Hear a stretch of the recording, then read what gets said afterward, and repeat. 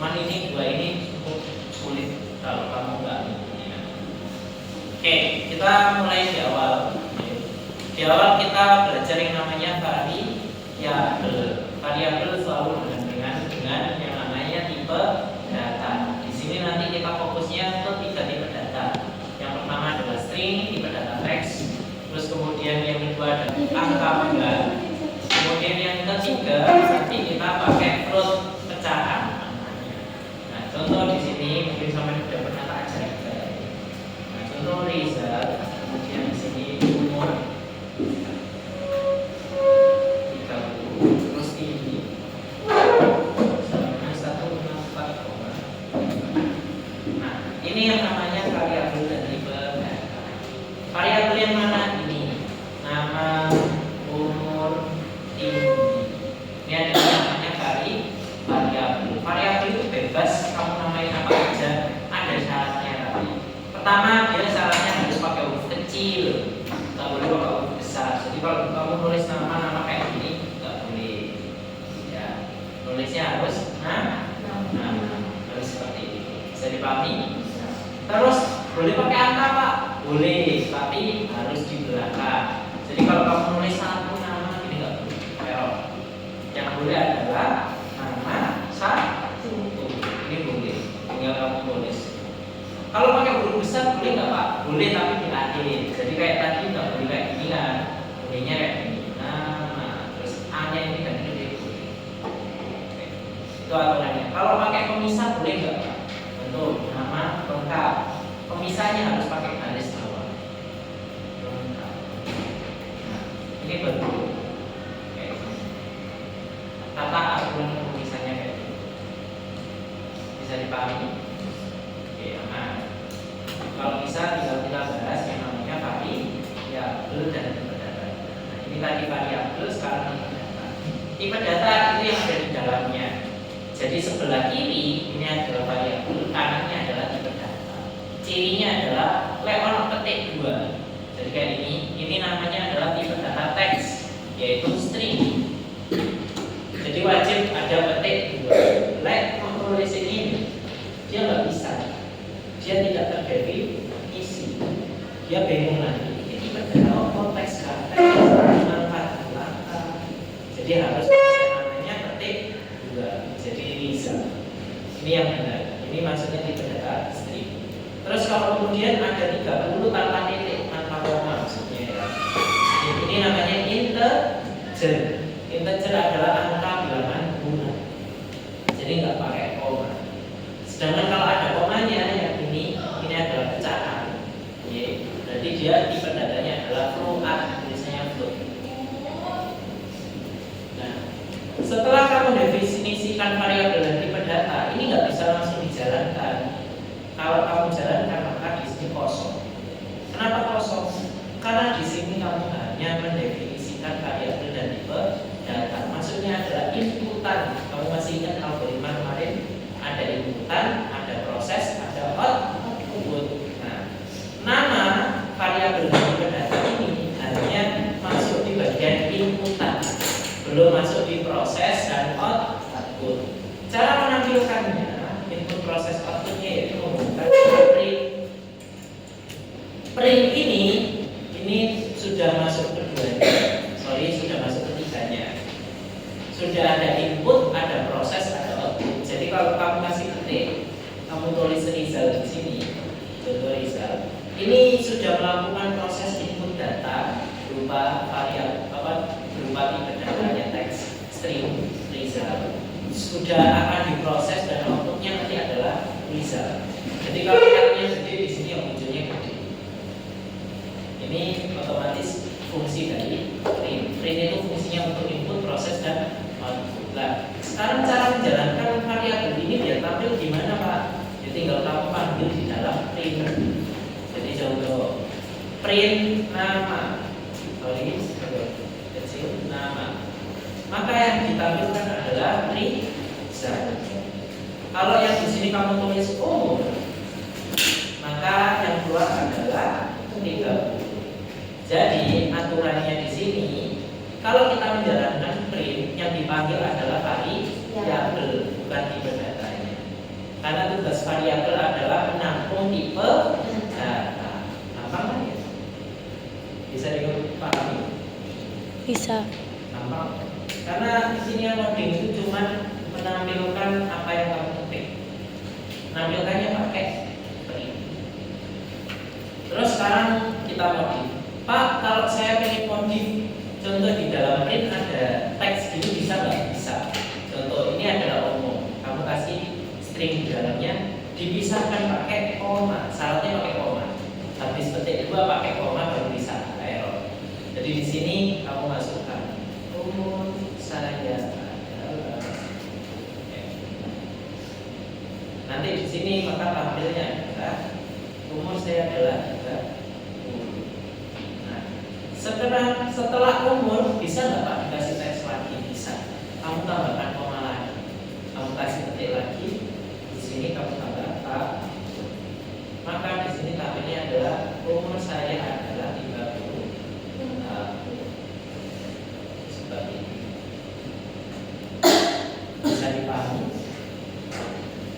Berarti kalau mau menulis lagi pakai koma. Iya. Jadi kalau kamu ingin menampilkan setelah umur di sini, kamu ingin menampilkan tinggi badan di sini. Nah, di sini kamu kasih koma. Tinggi saya adalah. Nah, di sini kamu panggil tingginya tinggi. Maka waktunya nanti umur saya adalah 30 tahun. Tinggi saya adalah 1,4,5. Maka seperti ini Pak. Intinya bisa dimodif dan bisa menampilkan lebih dari satu variabel. Sekarang kalau saya inginnya menampilkan variabelnya satu-satu Pak, untuk kayak gini, print. Di sini ada nama, terus print. Di sini nanti ada yang namanya tinggi. Boleh seperti ini. Tapi kamu boleh menampilkan seperti ini, print nama bla bla bla. Oke. Maka kamu tampilkan di sini munculnya umur saya 30 tahun, tinggi saya 1,4,5, bisa. Terus di bawahnya 1,4,5. Intinya apapun yang kamu tampilkan berulang kali, yang penting jangan tampil. Bisa dipahami? Bisa. Aman ya? Kalau bingung kita ulang sampai dengan.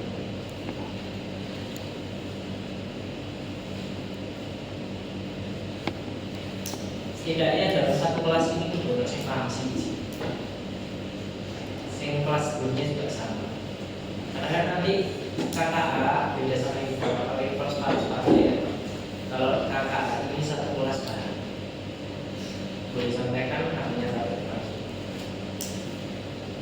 bisa gampang. Gitu. Ada yang sulit. Kemarin dari tas layar ngomong dari standar kan sama ngomong atau biasa ngomong ini sama sampai esok. Oke, aman? Aman. Oke, kalau sudah selanjutnya kita akan belajar memodifikasi.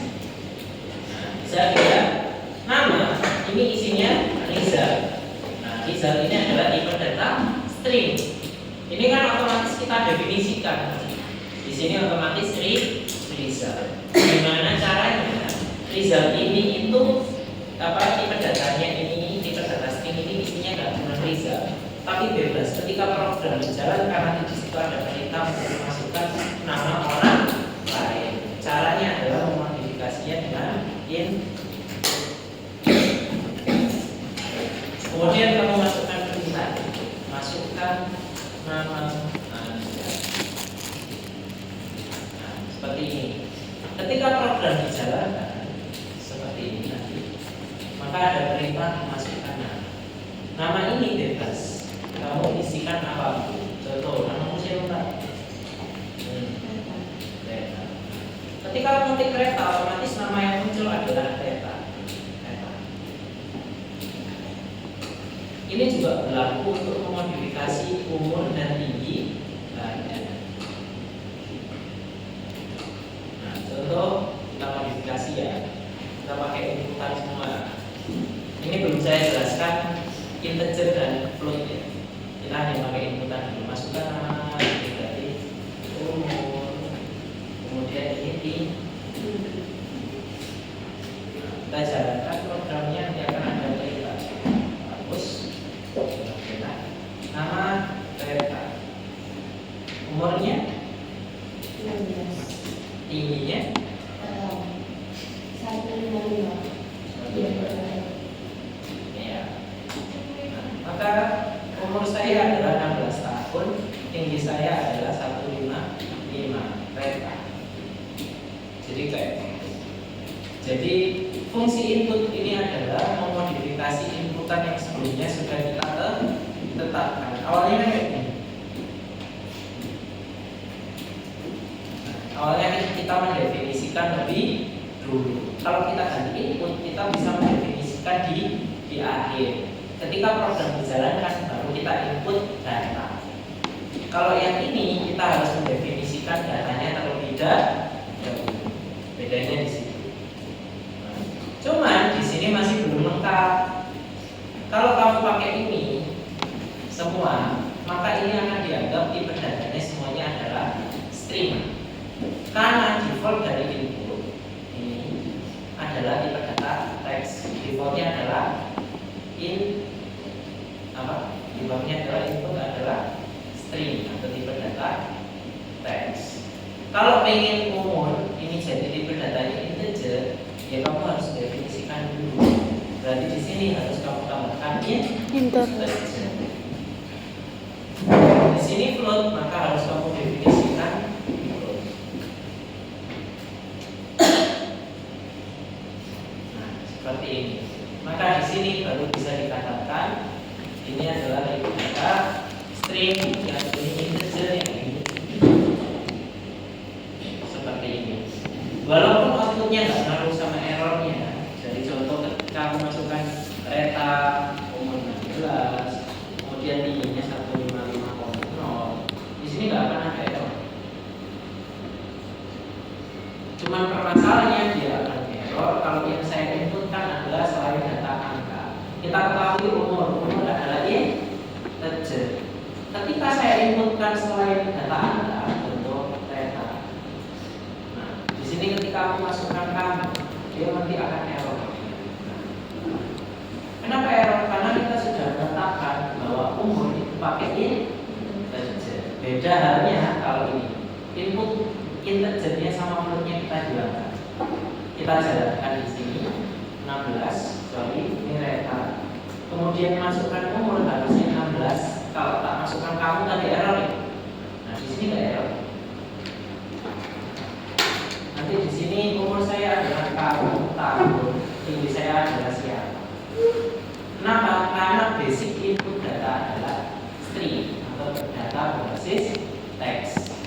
Maka pengennya itu adalah data yang berbentuk angka, maka harus kamu definisikan seperti ini. Bisa dipahami? Gimana? Bingung? Semoga di video nanti dicek lagi. Sampai benar. Oke, udah ya teman. Oke, halaman di sini selanjutnya kita buat lagi belajar operator aritmatika sebelum kita akhiri ya. Nah di sini kita belajar operator aritmatika, di situ kita belajar studi kasus pra SAS. Jadi mirip-mirip sama soal SAS yang akan kamu modifikasi lagi. Tak skill dulu, kalau kamu nanti bakal kutip ini. Ya, kan? Jadi nantinya adalah soal SAS kamu besok. Jadi tabelnya seperti ini adalah output dari codingan. Nah, dari output itu kamu harus menerjemahkan ke dalam codingan yang bentuknya begini. Ini nanti yang akan kamu tulis di kertas. Ya. Jadi nanti kamu menerjemahkan dari output tadi ke dalam codingan. Gimana mikirnya caranya biar dia bisa paham. Oke, boleh lanjut kan? Oke, karena udah setengah 2 lebih. Biar pulang ke jam 2. Oke, Kita belajar masuk di operator aritmatika ya. Di sini kita pakai ini aja dulu yang simple dulu. Ini kita pakai inputan A. Kemudian ini adalah inputan B. Masukkan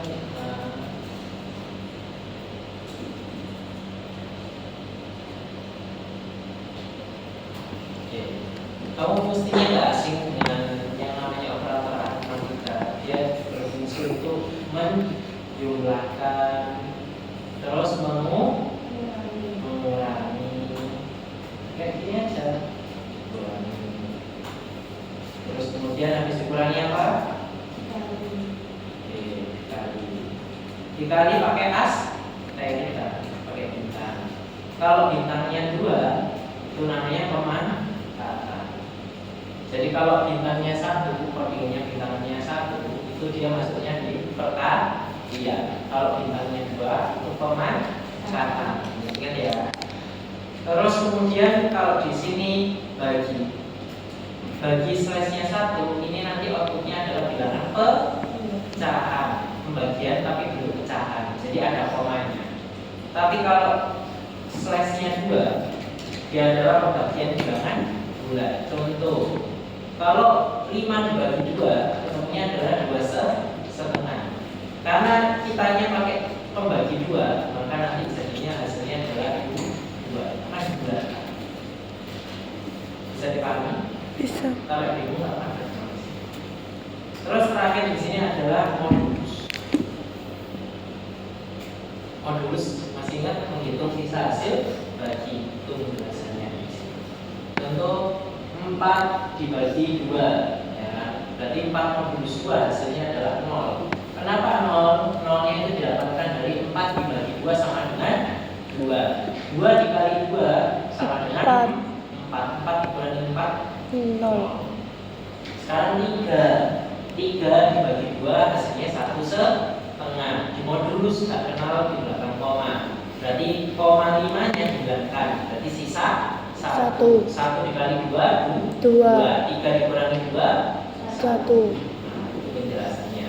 Kita praktekkan ya. Ribet banget. A4, B-nya 2. Maka hasilnya ini. Tuh, hasil modulusnya 0 di sini. Kalau kita ganti inputannya di sini, A-nya 3, terus kemudian B-nya 2. Maka hasilnya di sini 1. Bisa dipahami? Bisa. Sama ya, sama ini pembagiannya. Kalau forward slash-nya 2, dia dibulatkan. Yang di sini awalnya 1,5, di sini jadi 1. Paham ya? Aman ya? Aman kan? Ya.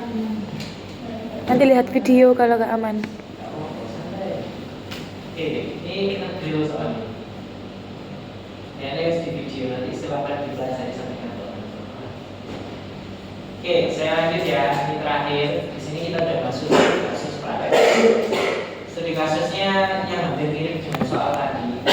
Bedanya dengan soal tadi itu 1. Kalau soal yang tadi barangnya ada 2. Di contoh ini barangnya hanya 1. Ingat poinnya di situ. Di sini nanti tetap ada diskon yang saya jadi ada diskon sebesar 20%. Sedangkan untuk yang SAS itu ada tambahan pajak. Jadi aku disuka menambahkan diskon dan pajak. Mirip yang informatika tadi. Nah, setidaknya kamu harus paham perhitungan dasarnya.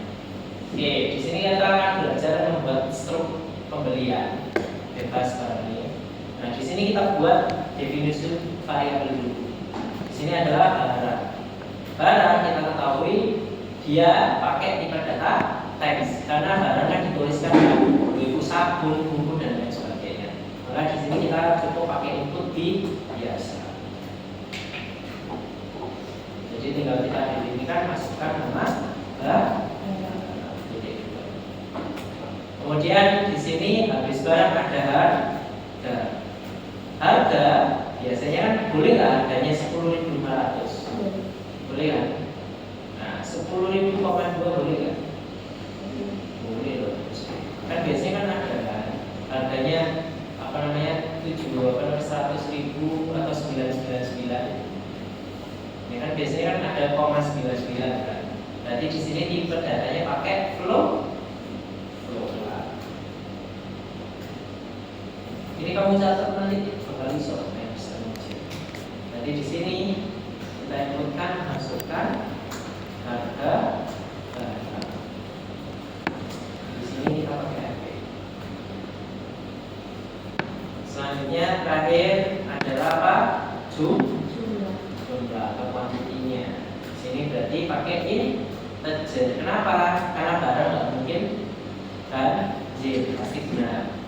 Ya, pasti bilangannya bulat 154 kan nggak ada lah barang 1,5. Ya, masuk buat HP 1,5. Tapi ini berarti kan dipotong kan. Jadi pakai ini. Di sini kita definisikan, masukkan jumlah. Oke, di sini kita sudah mendefinisikan 3 variabel beserta dengan tipe datanya.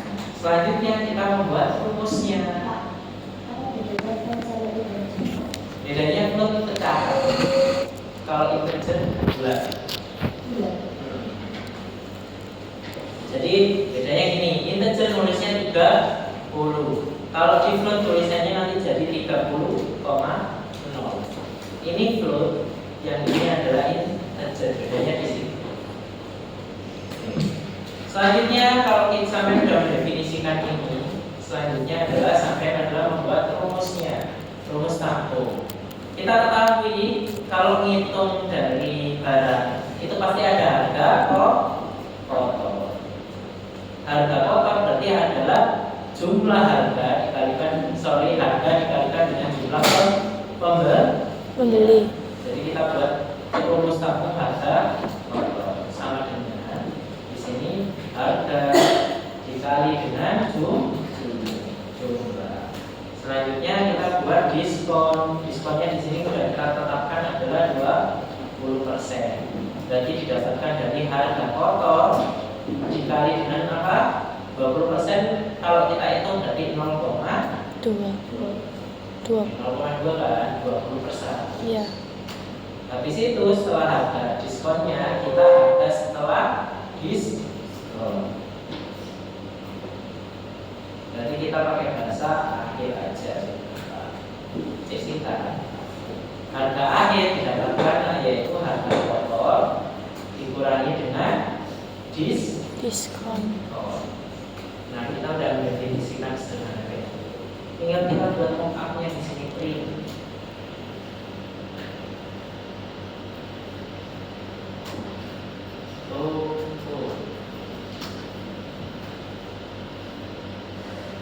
Nah, sebenarnya ini tinggal kita lakukan. Kita pakai print. Terus kemudian di sini tampilkan nama barang. Nah, di sini kita tampilkan barangnya. Jadi nanti ketika itu maka akan muncul nama barangnya apa.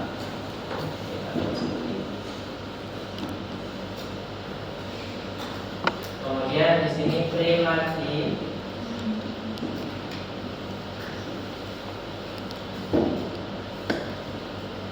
Jumlah.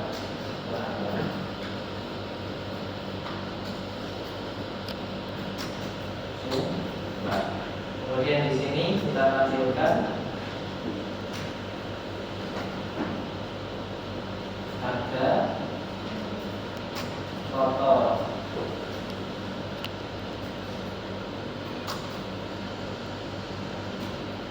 Kemudian di sini kita tampilkan lagi diskon.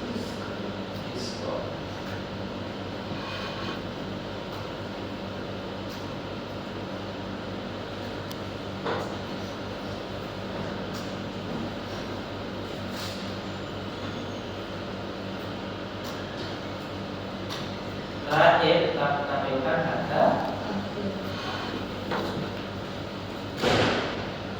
Harga akhir. Oke.